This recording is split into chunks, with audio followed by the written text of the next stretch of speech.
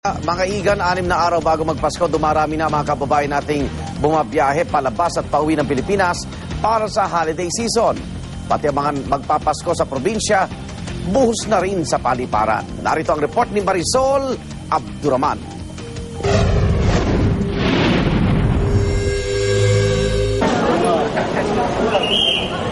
Mahigpit na yakap at halik ang pabaw ng mag-anak na ito sa sanggol na si John Victor, na biyaheng Canada na kasama ang mga magulang.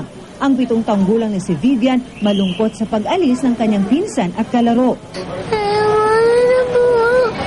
Ewan ko. Mamimiss mo ba yung pinsan mo? Ha? Palungkot ding umalis si Bjorn Tabonda, lalo't nataon sa Kapaskuhan ang pagpamigrate niya sa Canada. Pero ang lolong ito, ramdam daw ang magkahalong lungkot at saya sa unang beses daw niyang pagdiriwang ng Pasko sa ibang bansa. Ano pong feeling niyo tayo? Magpapasko sa Canada? Yung nga ang gusto ko, kaya kwan, dahil nandun sila yung mga kwan. May isa pa akong anak doon. Pero Kaya, kwan. hati ano kasi may iwan niyo rin ang 2 anak niyo dito. Oo. Ang lungkot na namamayanan sa departure area ng NAIA Terminal 2, kabaliktaran ng excitement ng mga nag-aabang sa mga balikbayang mahal sa buhay sa arrival area. Kaya hindi ako nauwi talaga ng Christmas kasi nga mahal ang ticket. Ngayon, meron nga, actually meron kaming reunion mga pinsan, tinaon namin na December. Ay, Oo, para bakasyon talaga. Siyempre masaya dahil makakasama ang pamilya.